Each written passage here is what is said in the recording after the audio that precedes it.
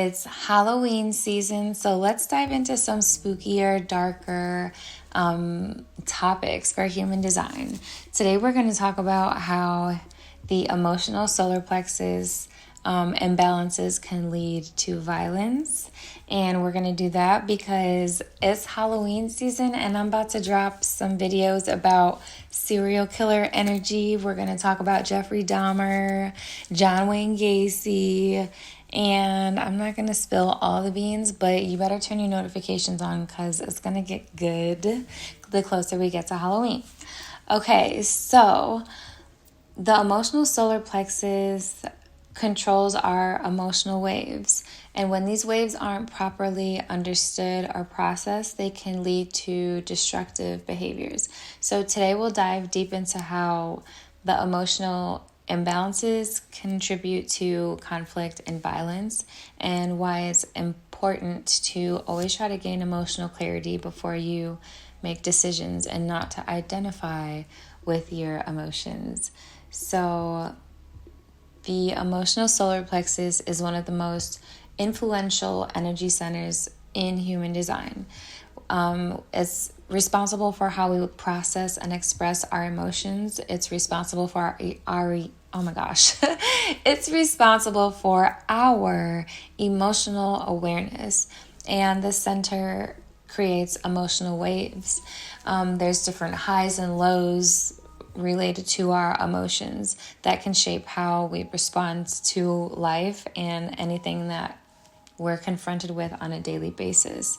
So for those with the defined emotional solar plexus, you have consistent, reliable energy in that center. You have consistent, reliable emotions. Your emotions are pretty much always on and able to be tapped into, and you may go from 0 to 100 very, very quickly. But with the defined emotional solar plexus, these waves are constant and can either be managed well, or they can also create chaos if they're misunderstood or ignored. So people with an undefined emotional solar plexus, you weren't born with consistent, reliable emotional awareness or consistent, reliable energy within your emotional solar plexus center. So that's not to say that you don't have emotions. It's just it may be harder for you to tap into your emotions. Your emotions are also very much so influenced by your environment and who you're around. You take in and amplify other people's emotions. So just pay attention to that. And also,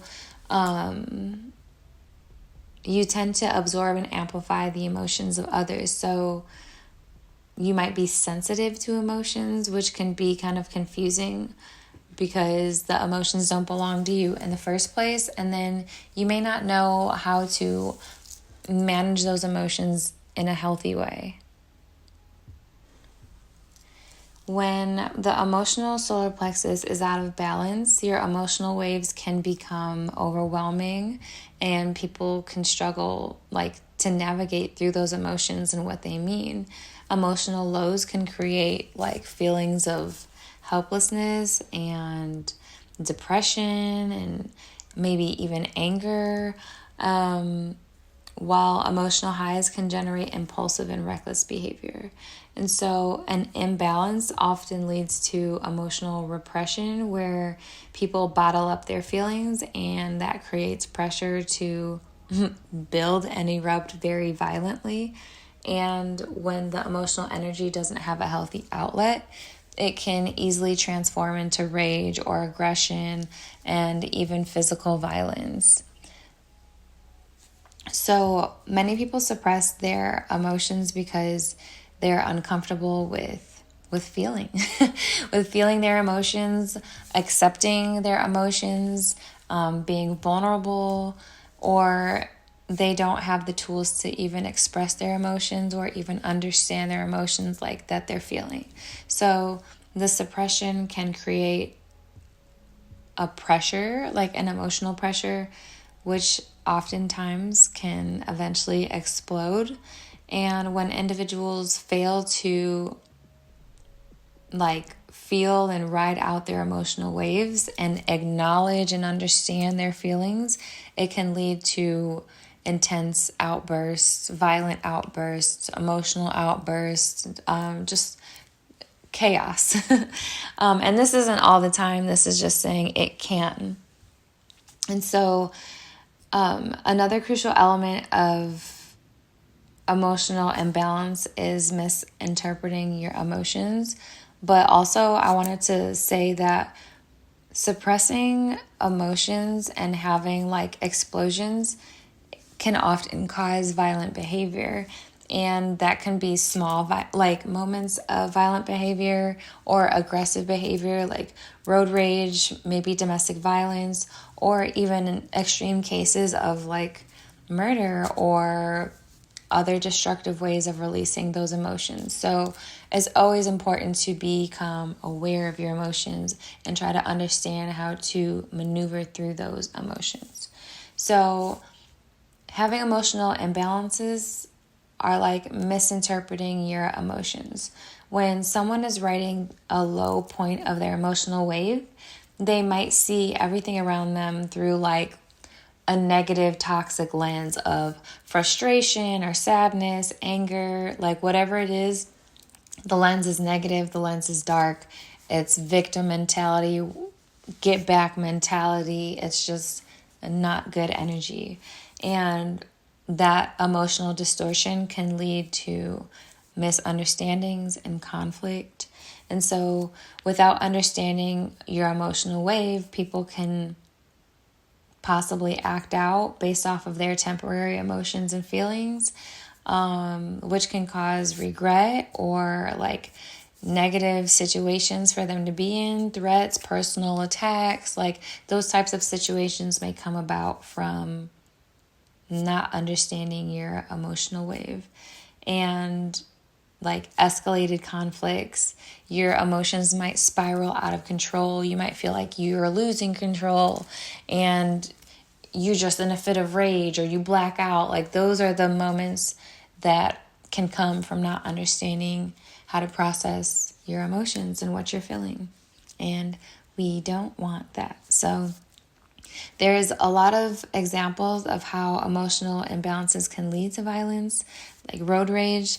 That's often like pent up frustration, and you're not like really mad at that specific driver for real, but they triggered you because, you know, they're driving too slow or they cut you off or they're just in your way.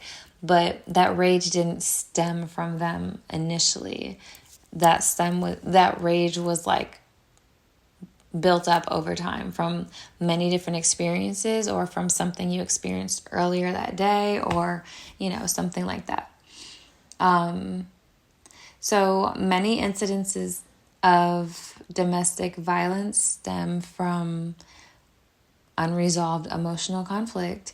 A person who experiences emotional waves, but they don't have the tools to like manage their intense feelings or emotions, they may have a higher chance of lashing out and hurting the people closest to them, whether that be verbally or physically. And that reminds us why emotional clarity is very important and why having healthy outlets for your emotions are very important, because we don't want to be triggered by like the smallest thing that can cause the biggest regret in our life or have such like a huge devastating consequence. So how can we balance the emotional solar plexus and avoid like having destructive patterns and behaviors? And of course, that starts with self-awareness, like everything else. Learning and being able to recognize what you're feeling, how you're feeling, whether it's your own feelings, and then also being able to maneuver and manage through those feelings, that can really help prevent impulsive behaviors, impulsive decisions, and impulsive actions. So also doing things like meditating or journaling your emotions or going to a rage room to break shit that is meant to be broken, rather than breaking somebody's face because they said something stupid to you, or they stepped on your shoe, or like you're just having a bad day. Like, we want to have good outlets for those things. Even if you don't want to go to a rage room, you don't need to go spend some money. Scream into your pillow. Before you go in the house, you're sitting in the garage, in your car, whatever. Make sure people aren't around, because that, might have a crazy response. But go scream in your car. Like, get those feelings out, because we want to have a healthy outlet. We want to have a healthy way to process and manage our emotions. And so by feeling the emotions and riding out the wave and waiting to gain emotional clarity to process through those things, it can help you make better decisions and avoid having bad consequences or regretting the decisions that you make because you made an impulsive decision. So try to gain and learn about emotional intelligence and emotional awareness in order to break the cycle of being angry or being sad or just having emotional imbalances. And so recognize that your emotional solar plexus imbalances can lead to anger and conflict, in some cases violence, but with self-awareness and emotional awareness, emotional management, emotional intelligence, we can learn how to manage that and work through that without letting our emotions control us and negatively impacting our life all of the time.